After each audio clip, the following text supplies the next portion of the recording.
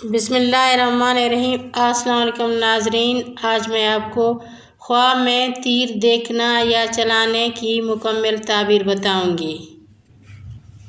تیر دیکھنا۔ حضرت دانیال علیہ السلام نے فرمایا ہے کہ خواب میں تیر دیکھنا ریاست مرد ہے کہ اس سے لوگوں کو خیر پہنچے گی، اور بعض اہل تعبیر کہتے ہیں کہ غیبت کرتا ہے۔ تیر نشانے پر لگانا، رنج و غم سے نجات پائے گا، دلی مراد پوری ہوگی۔ تیر کمان سے چلانا، سفر درپیش آئے گا، فائدہ اٹھائے گا۔